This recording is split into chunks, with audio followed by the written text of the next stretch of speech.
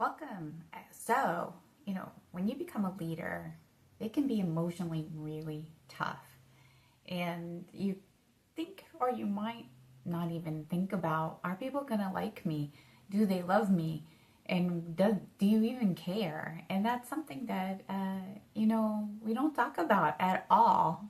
We talk a lot about strategic tactics and we talk about things that we need to get done, but we certainly don't talk about what the toll is of being a likable leader or someone who needs to have people follow them, or you need to get things done through your leadership and be a person of influence. So, is it even important to be liked slash lovable? And that is what we're going to talk about today on Lunch Bites and Leadership Insights. Because I think you know this, and I know this too. I've got a statistic up here that says 50% of professionals surveyed by Gallup, and this was back in March of 2020, or actually 2022, they said that 50% of them left because of a bad manager. And I have had a lot of them over my years, and I bet you have too. And I kind of think, like, did I like them as a person? And, what was it that made them a bad leader? So we're going to talk about those things. And if you're new to the channel, I am Stacy Oliver Canepa, and my whole goal is to help you as a leader. It doesn't matter your industry, it really doesn't matter your company size, but within 15 minutes on your lunch break or less, we're going to be able to solve maybe one of your common leadership issues. And today we're going to talk about, do people need to like me? And it's just all in our series. It's February. You can see I've got a sweater on, and it's in my series of love and romance and likability at the office. So let's get to it.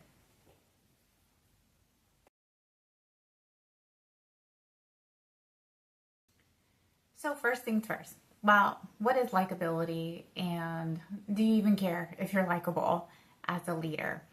The things I thought about when I became a new leader, first of all, I just thought people would like me because I'm Stacy, right? I'm a pretty likable person in real life. So I assumed, they make the big announcement, and it was a long time from being, I was an individual contributor for a long time before I became a leader. And when the announcement was made, everybody's like, "Yeah, congratulations, yay, yay." I think they mistaken my likability for being a pushover. So that was one thing. I don't know where you think you are in your likability. But it was shocking to me once I started getting into it and people started not liking my decisions that maybe I became a little less likable. So it can be something on your ego if you're used to people liking you to realize that, everybody gets their decision about whether they like your decisions or not. And they get to decide whether they like you as a person because of it.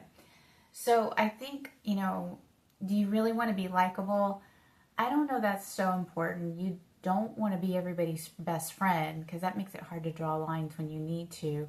But I have seen the most effective leaders are the ones that at least there is some idea that the person is trying to do their best by everybody, which is a likable trait for sure.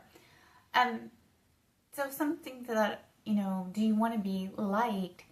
Well, yeah, it certainly makes your job easier if people like you. It's hard to go into a place and think everybody doesn't like you. I've had jobs like that. Um, but is it so important that you please everyone? Absolutely not. I'm going to say on that one, you do need people to respect you because the only way you're going to get anything done and accomplish the goals of your organization or your department is through other people. So they need to at least have a little bit of positive energy behind it to be maximally effective. Now you can get things a lot done with negativity. There we go. But that's not really a great at work environment. That's where, the engagement surveys start showing up like, I hate this place, I hate this place. So you want to be likable to a point, but you certainly want to be respected. And some things about that is that first you just have to kind of get used to the idea not everybody's gonna like you. There's this old thing that I heard a long time ago that 10% of the people you meet will not like you. And that's a hard pill to swallow for sure.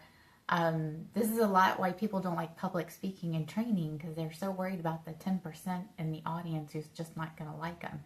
That's something that, I think as you go and get more seasoned and you just get exposed to more groups, you just get used to that part. Um, but it's really important that you have a confidence about you. I found the best leaders that I worked for, they had a kind of quiet confidence about them, which kind of made them more likable, which kind of got me more on board with their vision. So first, kind of think, do I even care about being liked, or am I just going to bulldoze through everything, collateral damage, people don't like it, so what?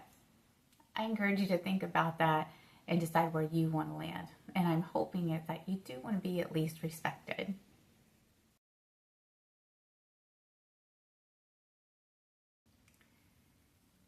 Now I'm going to go into the negative side of it. Well, what are you doing that make people not like you?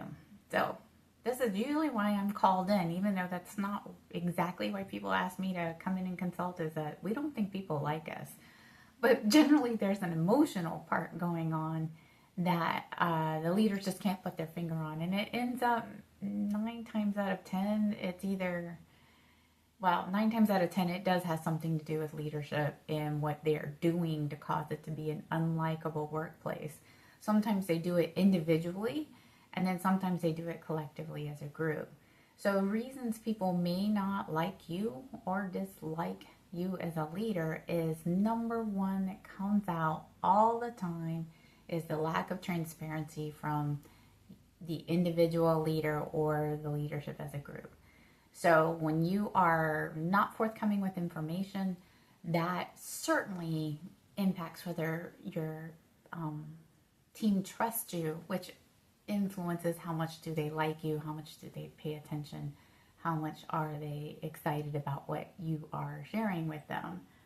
Another thing that makes people unweary of leaders, which they become unlikable, is micromanaging their teams. And really both of these stem from not trusting your employees. You don't trust them with information. That's why you don't tell them things. That's why you end up being not as transparent as you could be. Now, sometimes that is necessary as leadership. You certainly learn things that you can't broadcast yet. That's okay. But you have to build that trust in your team that when you can tell them, you will tell them.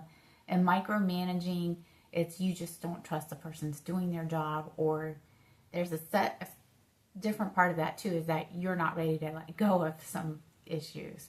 So both of those are related in trust and can make you seem as disliked. You are not as likable. People don't enjoy working for you. That's really what I'm getting to.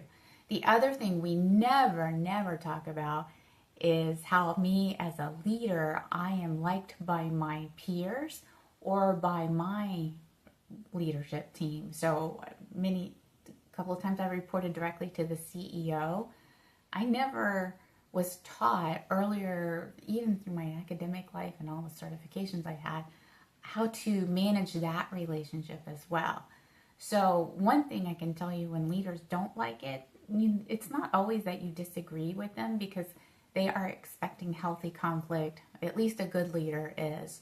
It is that you don't tell them things. So again, it goes back to the same two things of transparency, micromanaging, and I find when you're managing up to be more likable, it is just certainly communication and trying to execute what their vision is, but also being respectful that you might have a different opinion that might help them be more successful. So in this one, we're going to talk about reasons not to be disliked.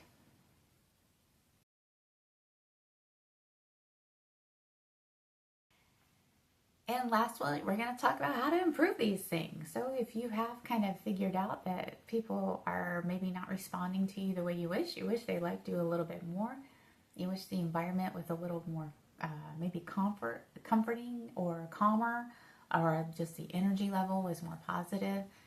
First, obviously, I'm going to tell you to correct the two things from the previous section about transparency and communication. So definitely be transparent as much as you can. Share what you can when you can. Over time, you want to do this better, so you create a level of trust. So what I did with my team, they weren't happy with the decision I made. And what I shared with them is I said, I'm the leader now. I'm in this chair now. You may not like what I do. That's okay. This is my opinion and this is what we're doing. And someday when you're in my seat, you'll get to do the same thing. You'll get to make the call, and you're going to hope your team trusts you as well. And sometimes another way to handle that transparency challenge is just simply say, I cannot tell you everything that's going on right now. There's a lot of moving parts behind the scenes, and I don't want to share too much and get us going down one road when that might be the wrong road. So that's completely fine. No one's expecting you to predict the future. I do think as leaders, sometimes we think we're expected to not make mistakes. And I wouldn't say any of it's a mistake. It's all experimentation. Because the only way not to make a mistake is to know exactly what's going to happen. And there's just way too many things out of your control. The economy, the marketplace, the talent that's available, the resources. We saw all kinds of crazy things with supply chains during COVID. Who knew that was going to happen? So be transparent as much as you can and help deliver that level of trust. Also, communicate. Communicate. That's always a big one that comes up, is that my leaders don't tell me what's going on.